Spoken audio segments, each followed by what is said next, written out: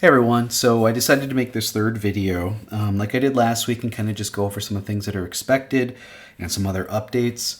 One thing I had done for this week, and it'll become clear here in a little bit, is that I added two new items here. One is how to write a case study report. The other is, and this is from week 6 for the second module, executive summary format. So these two things are pretty good references on how to develop a really good case study report, which is what you write first, and then secondly, the executive summary. So added those, and I have them up here in the tab, and we may look at a little bit as we work on this week's assignment.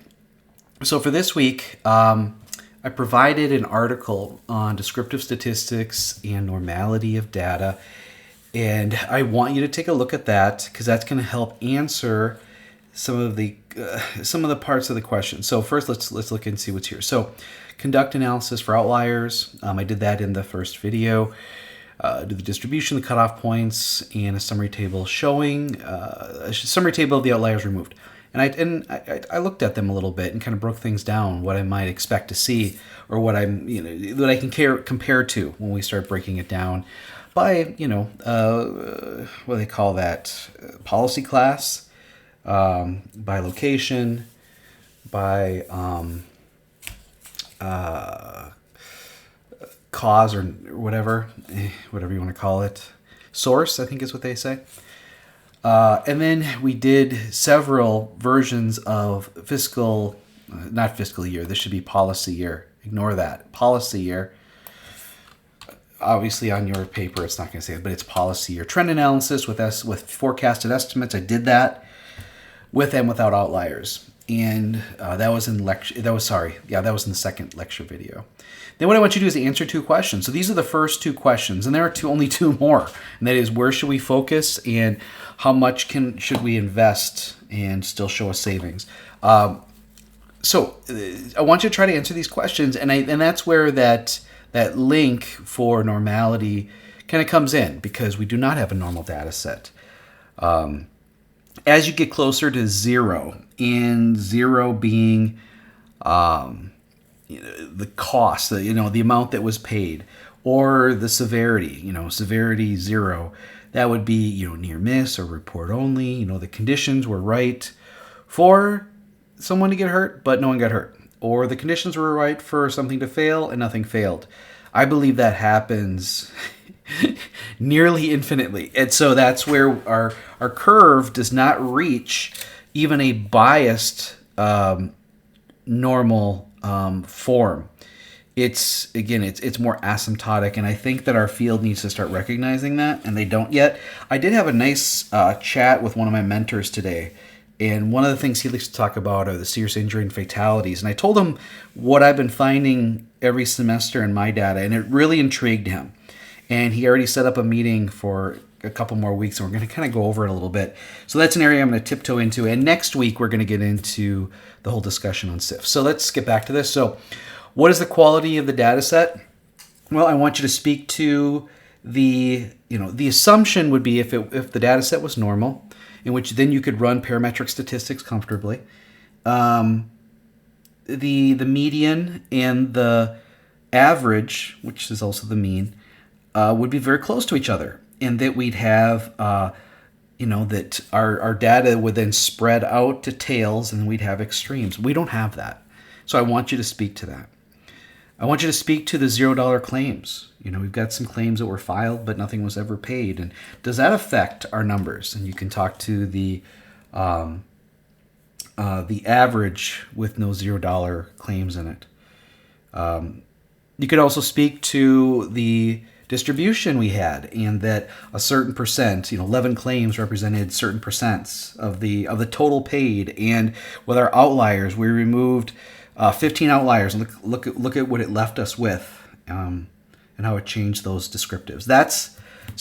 What is the quality of the data set? It's not a good or bad answer. It's this is what it is, and this is not normal. Yeah, that's basically the answer. How is the safety program performing? Well, I talked about that in video 2, or the second lecture video. So speak to it based on what I covered then. I guess I could just kind of bring this over quick. So This was the original distribution from high to low. These were the cutoff points. I did it with 15, and this is what the difference was between the two. And I got them down here, and I kind of looked at those two. I did it with 23. I felt that was too much. I felt we were taking too much. Here's the policy year trending. You can talk a little bit about the R-squared values, and you can look that up. You can look up what an R-square is. And then we've got the line equation, and this is, again, a trend line. Forecasted out 1 year. It goes to 2022. We really should go to 2023, but yeah, we should go to 2023 since that's what we do over here. So I think we can just like click on it and format trend line, and then it should go out too. It's not going to change anything. It's just going to extend it a little bit more is all. And I'll let you guys figure that out. Yeah, I think trending out to 2023, which is kind of the current year, but yeah. So nothing changed. It just extended it a little bit more, so we get more of a 2023 comparison like here. So you guys can do that. But more importantly, when we remove the 15 outliers and then replotted, the R-square values improved. We have an upward trend both in the count of claims per policy year and the amount paid per policy year. But the 2023 estimated loss here is like 170, whereas before it was about 300,000. So it's substantially less, which is a conservative estimate, but the trend is what's important. And again, the R-square value is not bad. And so how's the safety program performing? Well, based on the data, it appears that there are going to be more claims in 2023 than there were in 2022, and there's going to be more payments. And that's not including the, conservatively, there's going to be more benefits paid if nothing is done. If not some sort of external force is applied to the current system, that's the way it should react. I mean, isn't that Newton's like second law or something like that? It's laws of Newton and finance. So that's what I want you to talk about on that. And I'm really looking for, I'm going to start working ahead here now because I got my stuff done last week. Yeah, that's what I want you to do. Answer those questions. So copy and paste professional looking figures and tables. Try to number them. And then provide comments. Again, share comments on what you learned. If you don't, you lose 0.5 per. Share the comments you learned and then fill this out here. And be descriptive. I want you to be referring, I don't want you to say it's good or bad or how's it important, good or bad. I want you to define it based on what the data says. So for these, you don't have to provide the table, you don't have to provide the figure, but what you do is answer the question based on what the results were. That's the key here. That's what I'm looking for. Okay. So what's the other thing we have to do? It's the, click on it twice. So for this week, summarize those two videos. And then what I want you to do is put together a detailed outline of the introduction methods. And that's what I want to talk about here for the next couple of minutes. Before we get into that, I came to a decision today. And this was kind of bugging me when I got up this morning to do my grading. It's Monday, by the way. 7 of the 27 in the class hadn't submitted their work for this project. That's about 26% of the class. By the time I sat down this evening, when I had kind of decided that I'm going to work on this lecture right here, this bonus lecture, it was down to 4 out of 27, which is 15%. Still not great. But I decided, you know what? I'm not gonna focus on the negative. I'm gonna focus on the positive. So those of you, so what I'm gonna say is, we had 20 students turn in some really good work. We had an additional 3 turn it in during the day. I'm gonna focus on you guys. If some students don't want to do the work or they want to turn in late and lose a lot of points, that's up to them. That's their choice. You lose a point a day, and 0.5 for anything that doesn't have comments. So that's what it is. I think I was pretty clear on what's expected and what you need to do, and you guys can decide. That's it. I appreciate the 20 of you, by the way. Thank you for doing this on time. All right, so let's put together a detailed outline. But before they do that, what I want to do is go in and kind of look at these tabs I provided. So this one is an example how to write an executive summary. So this will be the last thing we do, but I think this article provides some really good elements that I want you to be thinking about before as you're going through the planning process for your executive summary. But your executive summary is going to be written based on your technical report. You write the executive summary last, but then you put it first. Interesting, right? All right. All you need to know about writing a case study, because that's what this is. It's a case study. And what we're doing is we want to determine the performance of the safety program, what areas we should prioritize or focus on, and how much money we can ask management to invest. That's basically what we're doing. Now, in addition to that case study, we're going to assess the quality of the data that we're provided. And what is that data? It's workers' compensation data. It's policy year claims, a report, a loss run report, and that it's special. Why is it special? Well, what is workers' compensation?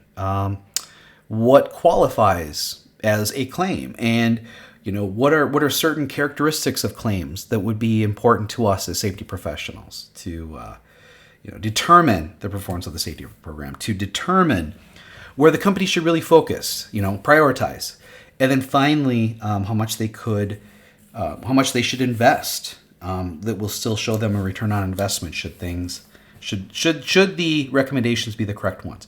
So let's just take a quick. So here's a case study outline. I'm kind of cutting to the chase here. So the introduction, statement of the issue. What's the issue? You can read the assignment. The assignment sheet explains what the issue is. You are a new loss control person asked to evaluate this company. So the issue is, what is the performance of the presentation of the problem? Why is this important? Why is it important to evaluate a workplace in order to improve safety? I'm going to leave that up to you. That's what we talked about over the first 6 weeks. You should be able to talk about that. Explanation of terms. So you need to talk about what is workers' compensation. What's, from the employer's perspective, what is it? From the worker's perspective, what is it? From the legal perspective or the government perspective, what is it? I want you to talk about some of the principles of this project that, the experience modification rating, how much a premium, how a premium is calculated, how the EMR is involved with that. You should define all that stuff. And actually, we have a lot of that, so you can refer to it. So go ahead and open up the original info tab, and you can, assess based on that, or help educate the reader on what is, workers' comp and all that stuff. And I provided you with things from the Department of Workforce Development, the Wisconsin Credit Rating Bureau, the NCCI, other articles. So go back, review, and start assembling what that is. And then hypothesis. You're not writing hypothesis. We're not testing a hypothesis here. We're doing an exploratory study. In that exploratory study is going to attempt to answer the questions: what's the quality of the data set? How is the safety program performing?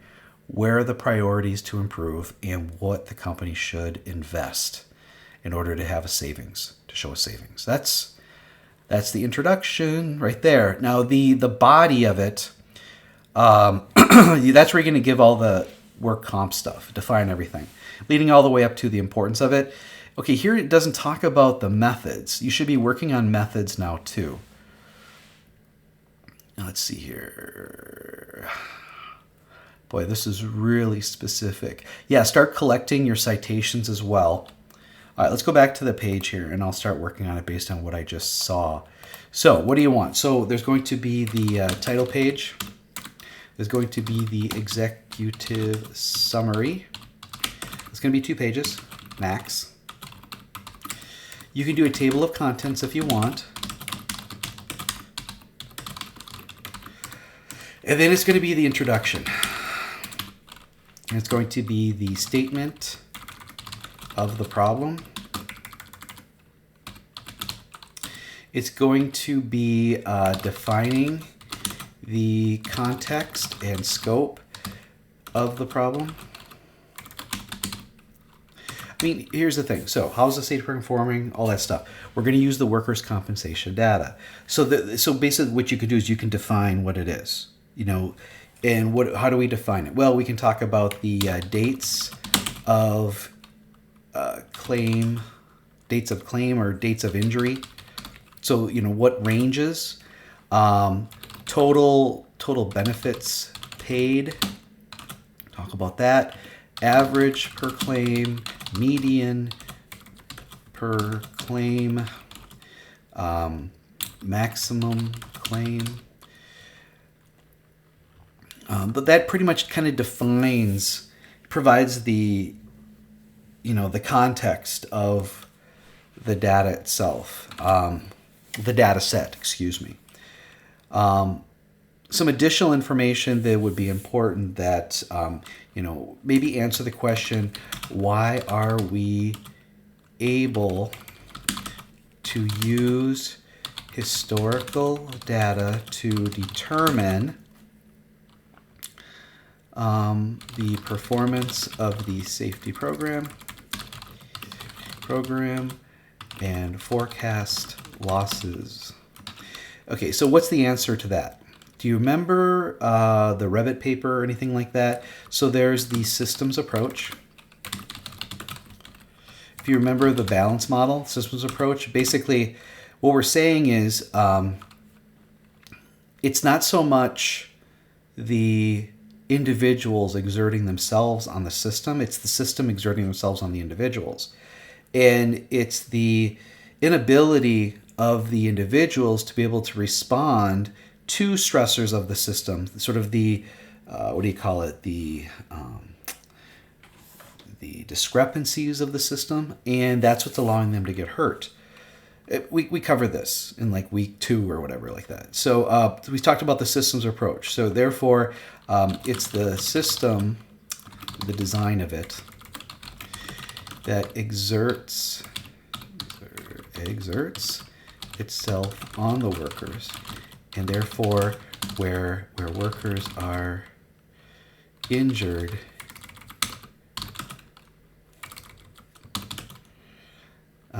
exists discrepancies in the work system that needs to be studied. That begins with engaging workers and supervisors and performing root cause analyses. Okay, you guys remember that stuff? Is that some of that's coming through? A couple other things. So systems approach was one. Another is that,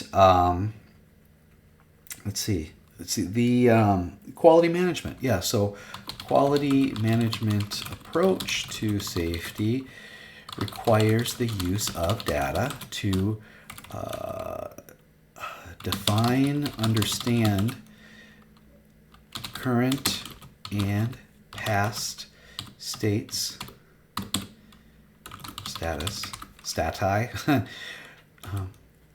in order to generate trends and approximations for future performance. Okay, so I'm covering some of the stuff we had covered earlier in the semester. I was going to bring up the ratios, but not so much. We will be using the Pareto ratio, which you'll have to talk about. We're going to be using a risk priority number. So therefore you need to define what risk is, which is basically, and this is going to happen next week, probability times severity, which we're going to proxy as RPN is equal to the percent count times by the percent total paid. That's the equation we're going to be using for risk priority number, and then we'll be using the Pareto ratio to figure out the cutoff point. Yeah, so aside from these things, which I'm kind of defining the elements of the study, then you want to basically define what is workers' compensation, which is the source of our data, right? Basically, what are the different types of benefits afforded? What are the different classifications of claims?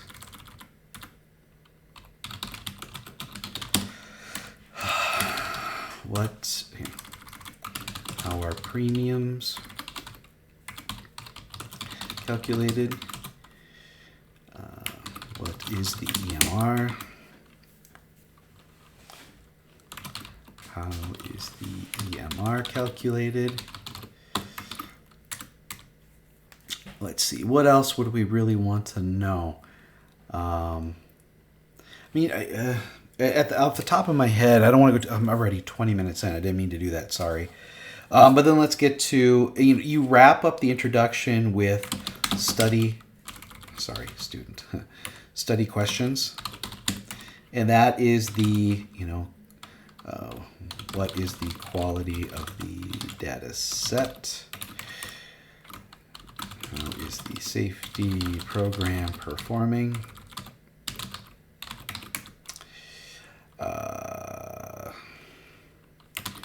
Where should, what are the priorities?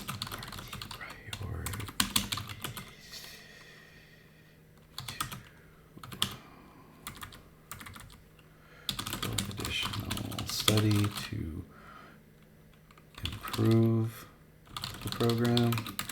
And finally, how much should management invest in order to receive adequate return on investment, which is the ROI. So those are our study questions. Then we get into the methods. So what was the first step? The first step was to calculate descriptive statistics. Explain how that was done.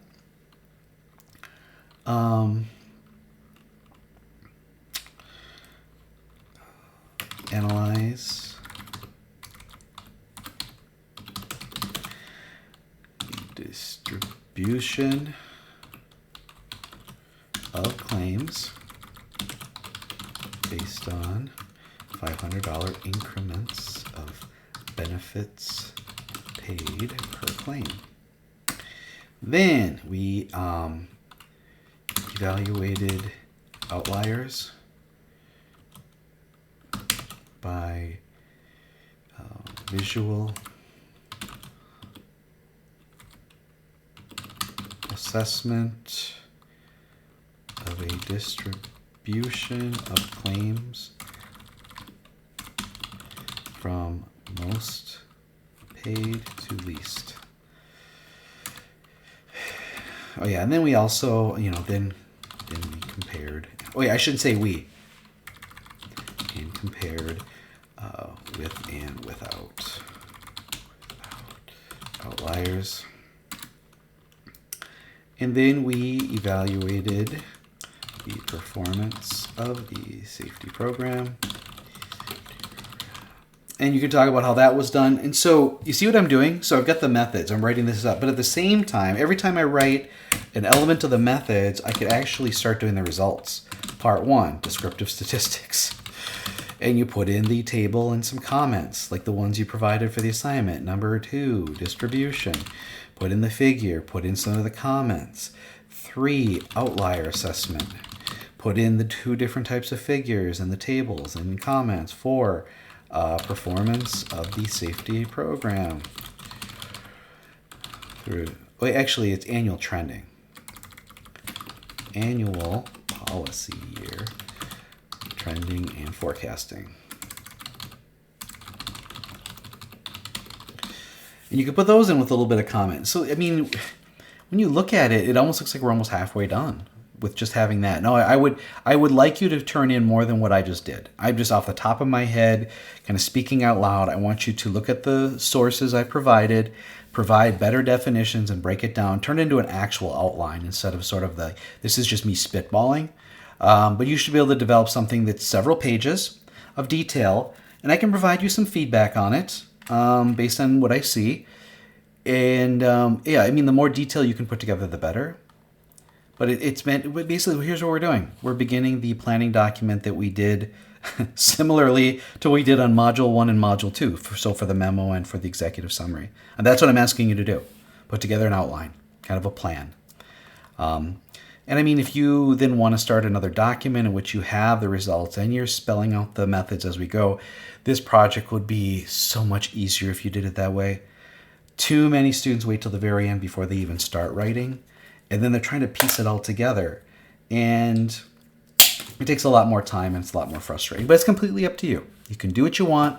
I'm just trying to help, direct you to make this an easier project. And so having a detailed outline that you're just going to fill in and build from is an easier way to do this project than trying to write it all at once and trying to figure out how things fit together. And that's where you lose points, when it doesn't make sense because you're slapping it all together all at one point. So that's basically it for this assignment. Just review the first 2 videos and what's posted, very easy, and then put together a detailed outline. For the loss run data analysis part, copy and paste, I don't know if that's the right term, from your Excel document, the outlier figures and the final tables that compare the before and after, and then the trend analysis before, with and without outliers. And again, you talk about what we found on both. And then you should be able to come up with answers to these 2 questions. We've answered 2 of the 4 questions of the case study after this week. That's pretty fantastic. Let me know if you guys need to meet for office hours. I was on at 8 in the morning on Sunday, and I was on at 8 p.m. on Sunday night. If there's another day that works better for you guys, I'll see if I can fit it in. Just let me know. Thank you.